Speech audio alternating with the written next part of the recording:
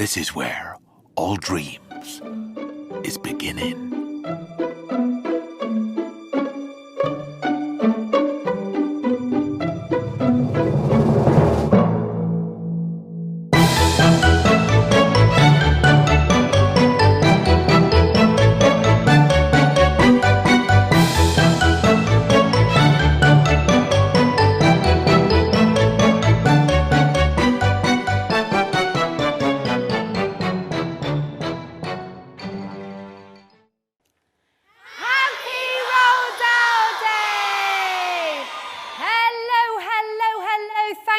Tuning in and joining the party. I am over the moon to be here on the glorious stage of the Royal Shakespeare Company's Matilda the Musical at the Cambridge Theatre in London. Isn't it a spectacular stage? Today we're celebrating hundreds of magical stories and unforgettable characters like Matilda, Willy Wonka and the BFG, because 100 years ago, on the 13th of September, the world's #1 storyteller was born. Does anyone know his name? That's right, Roald Dahl, of course, and that is why everybody here today is in their Dahlicious fancy dress. Give us an enormous cheer, everybody. Honestly, this has got to be the biggest party ever because there are thousands of schools watching right now from the UK and Canada to India, Australia and beyond. We have got some tremendous surprises in store and you're going to need your pens and papers, so make sure you get them ready. You can tweet us your suggestions and ideas and your school shout-outs to them to see them shouted out on the screen. The hashtag is Roald Dahl Party. Michael in Qatar has asked, what did Roald Dahl do before he became a writer?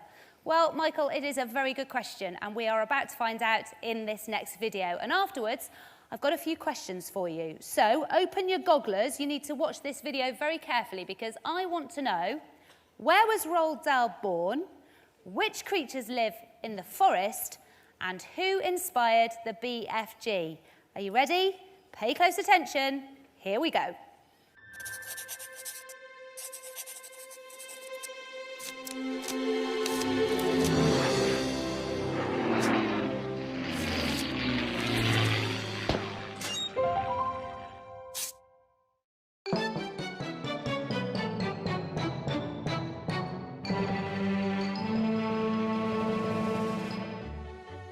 Welcome to the whipsy-whiffling world of Roald Dahl.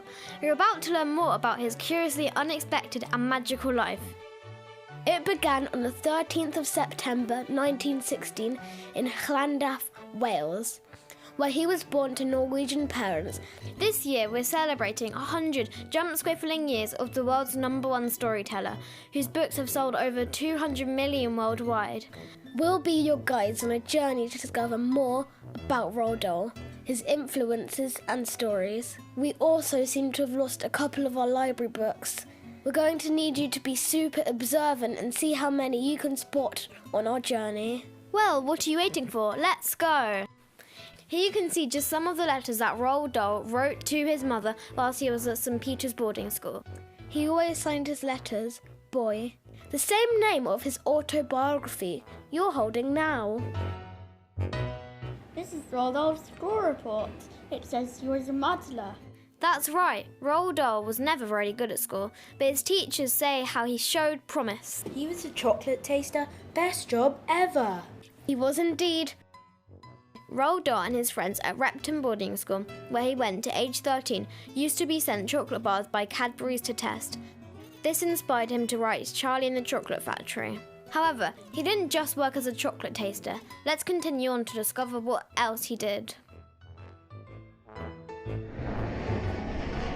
Before Roald Dahl was a writer, he was a pilot. In 1940, he even crashed his plane in the western desert of North Africa and Libya. This is a newspaper article he wrote where he describes being shot down. In 1954, Roald Dahl moved to Great Missenden in Buckinghamshire, where he was inspired by the wild woods around him. Can you think of what books might have been inspired by this? Fantastic Mr. Fox. Look, there's even drawings. That's the first drawing Roald Dahl ever did of Mr. Fox. Now, can you think of any other books set in the forest? Danny the Champion of the World, obviously. Correct. We all know where this is from. James and the Giant's Peach. James and the Giant Peach. That was Roald Dahl's first book. Dahl wanted to move away from using bunnies and squirrels and cuddly animals as the characters in his stories, and instead chose insects. They can sometimes get a bad rap. Can you remember the names of the insects he used in the story? Old green grasshopper. Centipede. Miss Spider. Quick, I can hear some mischief happening. The Mugglewumps have been here. They've turned the room upside down, just like in the Twits. Hopefully they haven't touched the library. That looks like the Trunchbull.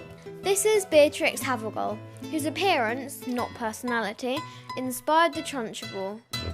Look at the size of that shoe. Does that belong to Roald Dahl? Yes, that's one of the sandals that Roald Dahl sent to Quentin Blake when he was first drawing the BFG. Who's this? That's Wally Saunders, Roald Dahl's builder. He was one of the kindest people that Roald Dahl knew, and also over 6 feet tall. He was the inspiration for the BFG. That's amazing. Now, how many facts about Roald Dahl's life can you remember?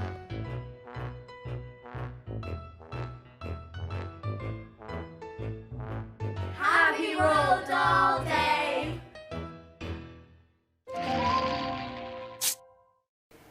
Fantastic. Were you all watching very closely? I'm down with our studio audience, so let's see if you know the answer. Where was Roald Dahl born? Cardiff, Wales. Correct. Well done. Very good. What about which fantastic creature did we see living in the forest? Fantastic Mr. Fox. Yes, spot on. And finally, who inspired the BFG? Roald Dahl's builder. Well done. Whoopsie splunkers, we have got some real-life Matildas right here. We are now going to find out more about Roald Dahl's writing process. I am so excited to introduce our first guest. So everybody here in the audience and everybody watching around the world, please put your hands together and make some noise for the archivist of Roald Dahl's Museum and Story Centre. It's Rachel White.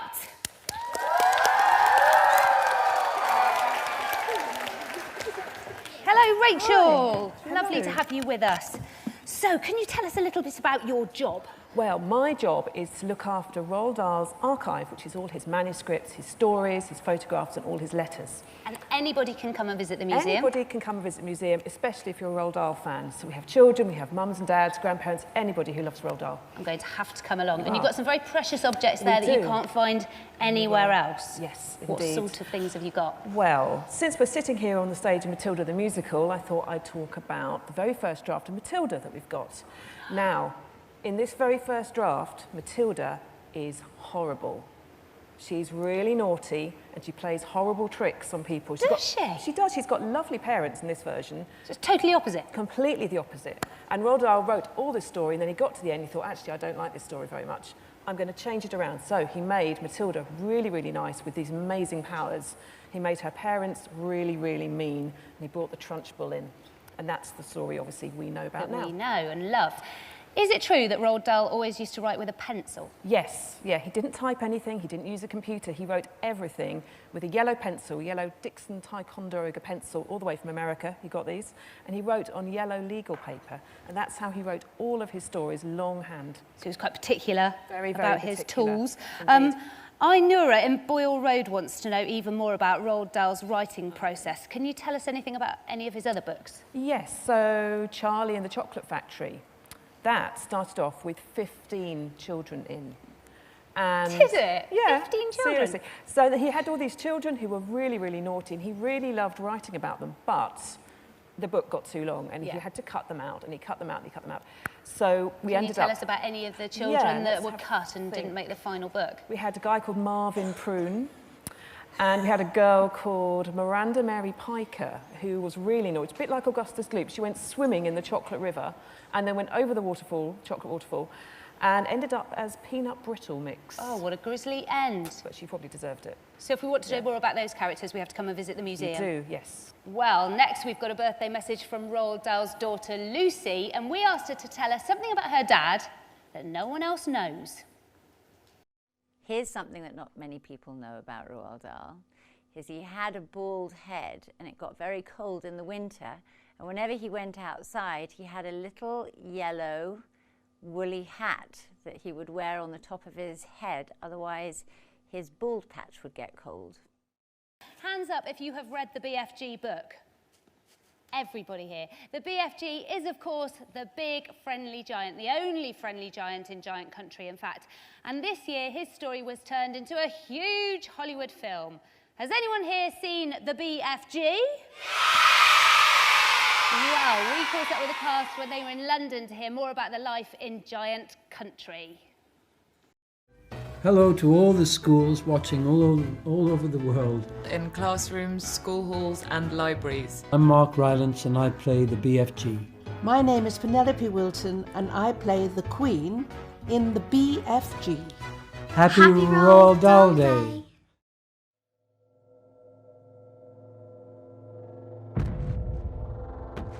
What kind of a monster are you? Bone cruncher. Child chewer.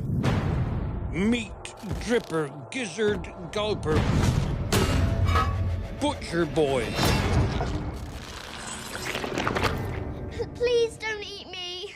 You think because I'm a giant that I'm a man gobbling cannibal?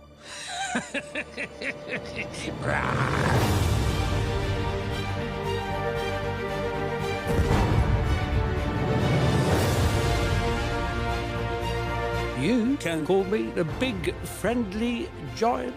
Oh my. I catch dreams.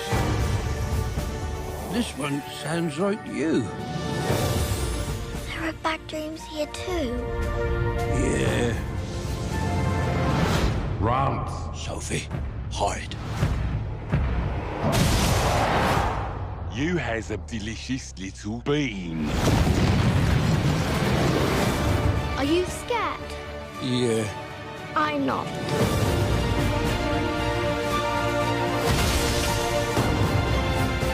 I have a plan. Brave Sophie. This be the story of a little gal. There'll be great adventures and laughter. Times will be hard, times will be soft. So hold your breaths, cross your fingers, here we go. I'm going to call you BFG.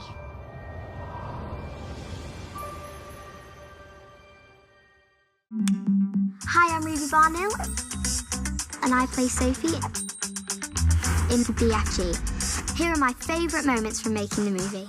It was really fun working with amazing actors. Penelope plays the Queen in such a wonderful way. Mark Rylance, who plays the BFG, is really great. We get to go see the Queen in Buckingham Palace.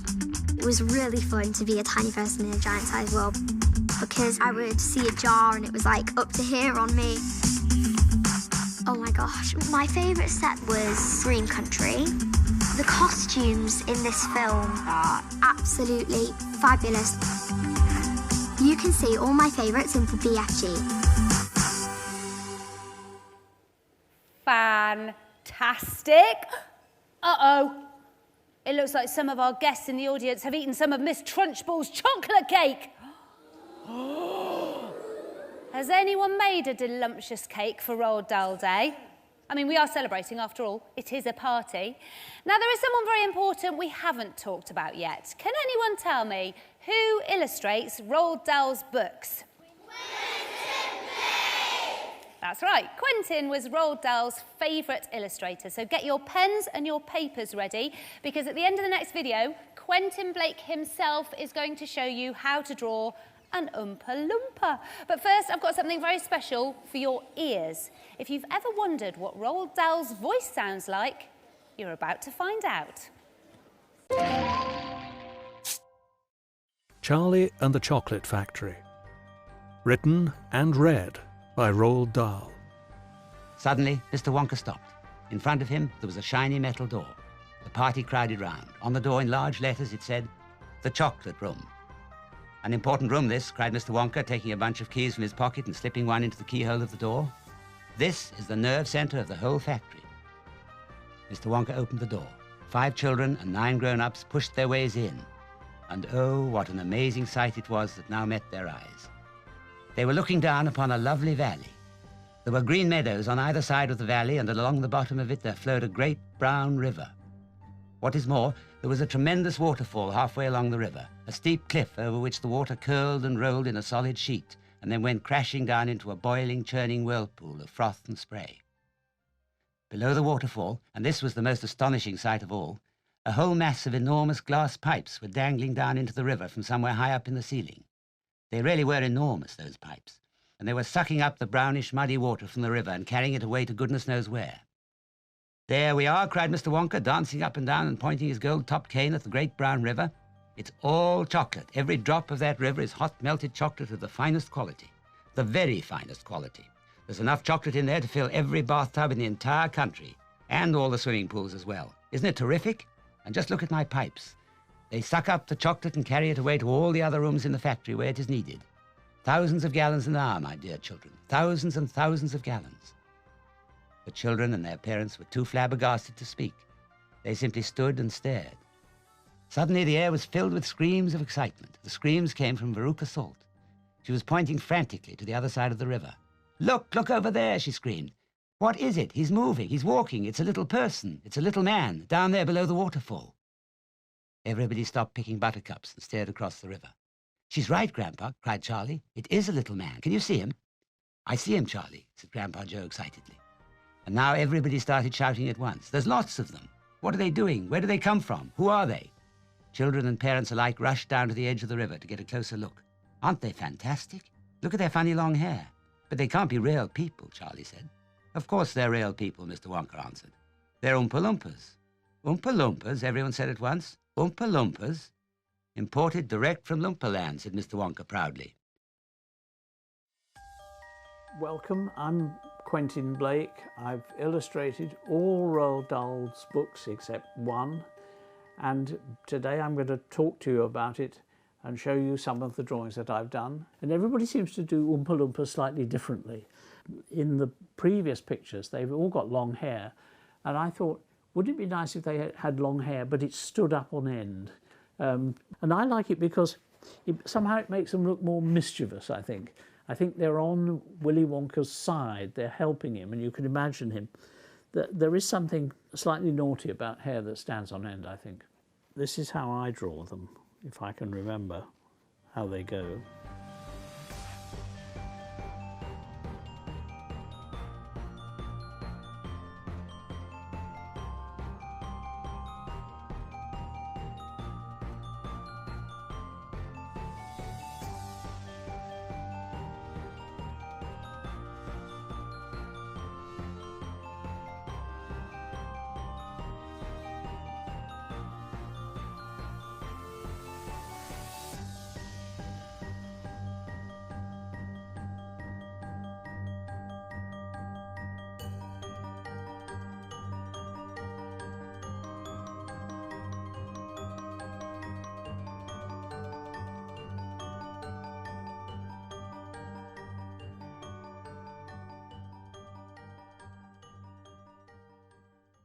Wowee, Quentin Blake drawing and Roald Dahl reading Charlie and the Chocolate Factory. It doesn't get much more magical than that, and you can listen to the whole story on Audible. How's everyone's Oompa Loompas looking? Hold them up for the cameras.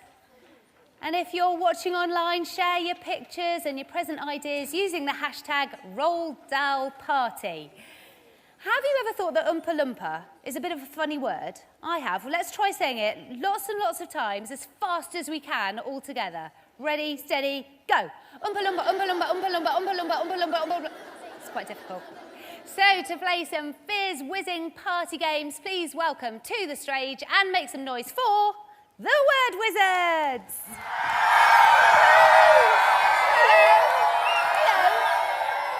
Hello. Hello, it's lovely to be here. My name is Fiona, and I'm Sarah Jane. Sarah Jane? You just whiz-popped. Have I what?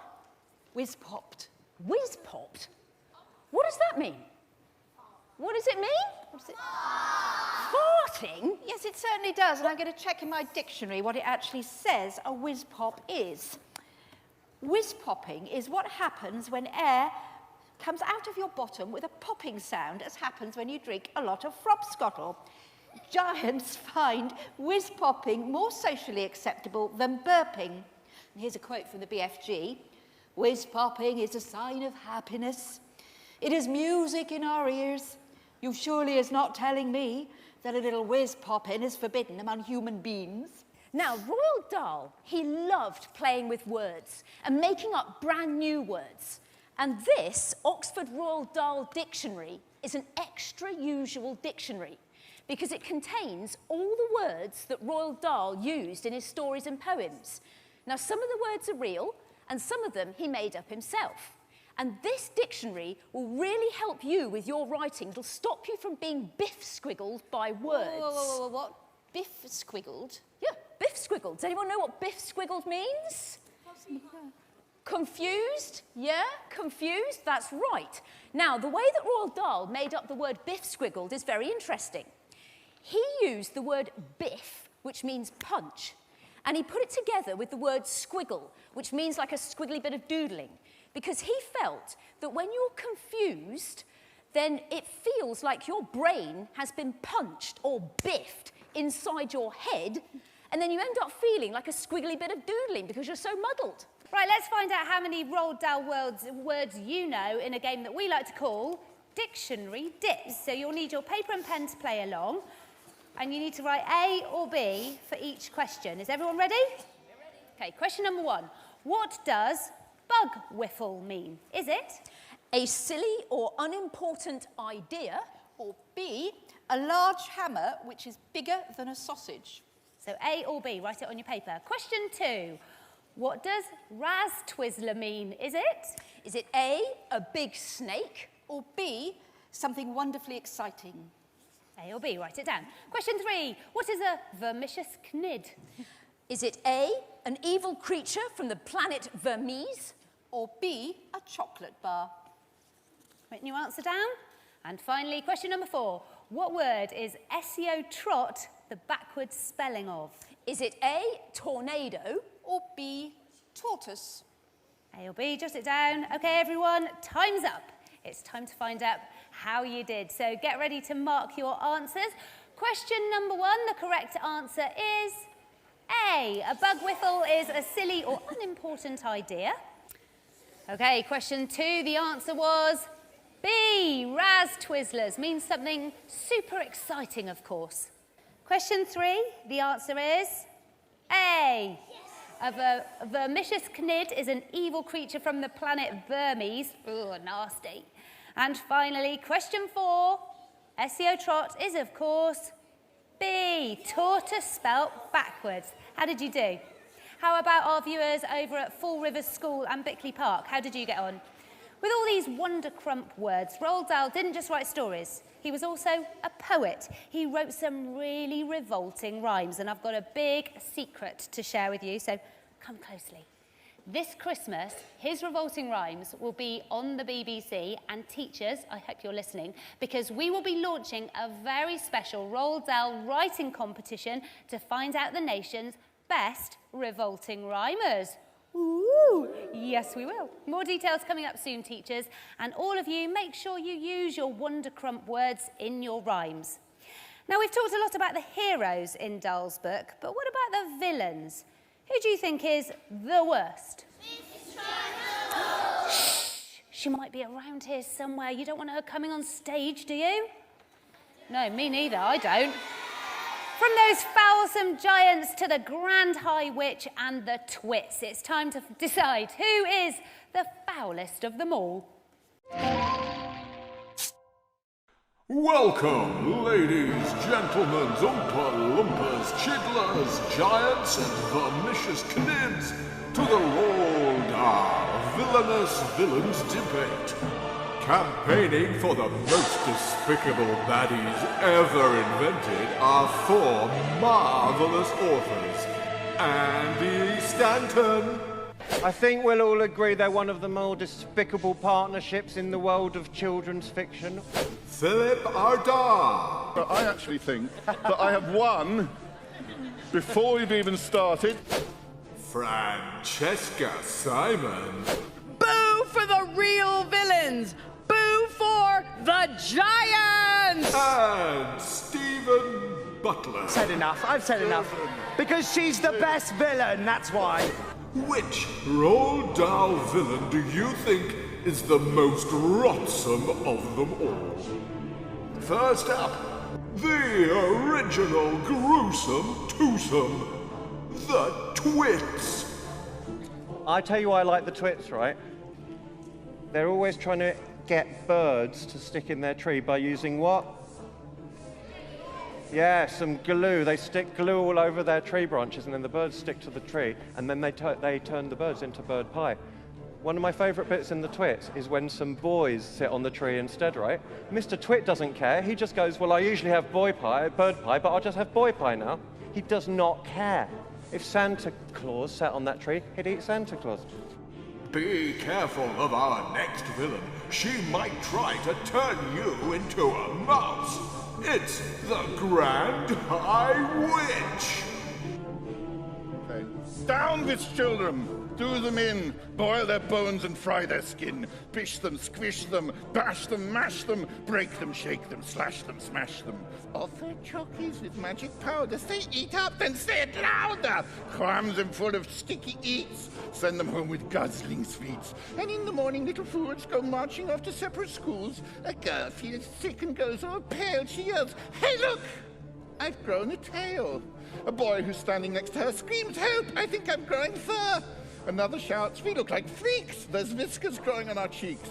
A boy who was extremely tall cries out, what's wrong? I'm growing small. 4 tiny legs begin to sprout through everybody round about. And all at once, and in a trice, there are no children, only mice. Get ready to boo for the Folsom Menaces all the way from Giant Country, led by the Flesh Lump Eater, the Giants! I looked up villainous villain, and a villainous villain is someone who's abominably bad. So let's just think. We have the giants. Let me just remind you who they are.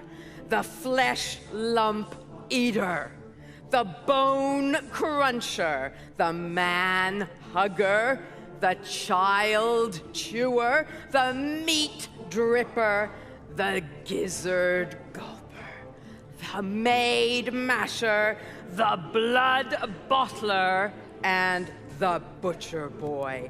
9 flesh-eating, child-chewing giants who guzzle 30 children a night.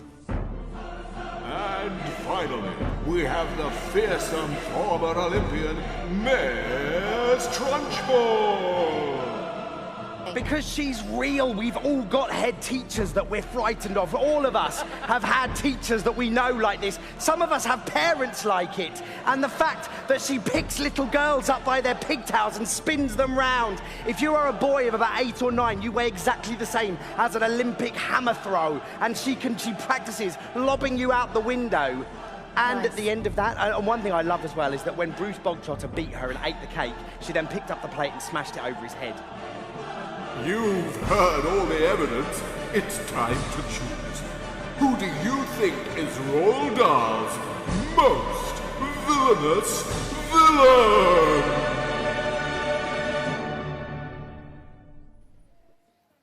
How you doing, Clifton Primary in Birmingham? I hope you're not too scared. So there you go, you've had all the facts. Who do you think is Roald Dahl's worst villain? Shout it out! Oh no, I told you to be careful.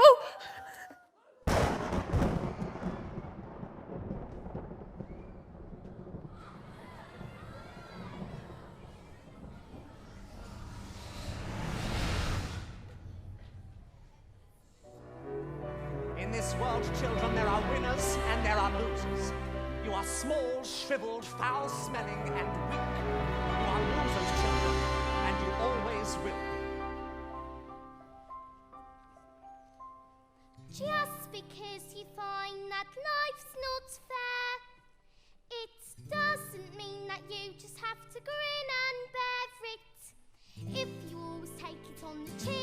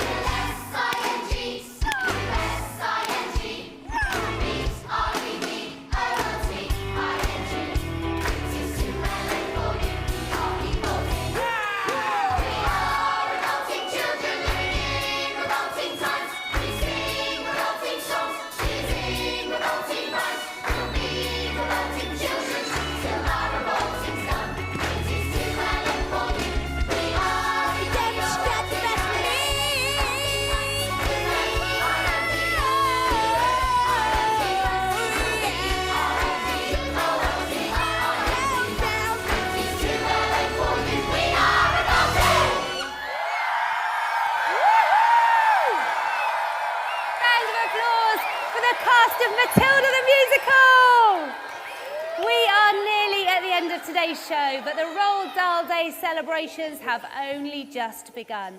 Thank you so much to all our guests, to Rachel White, the Word Wizards, the cast of the Royal Shakespeare Company's Matilda the Musical, and of course our Dahlicious audience. Give yourselves a massive round of applause. You can watch this show again on demand and sign up for the October Puffin virtually live show with BBC presenter and author of The Racehorse Who Wouldn't Gallop, Claire Boulding. Exciting stuff. So from everyone here at the Cambridge Theatre, there is just one more thing to say. So all together now, Happy Roald Dahl Day! Bye! Okay, everyone, it's time to find out if you were going to give a Roald Dahl character a birthday present, who would you give it to and what present would it be?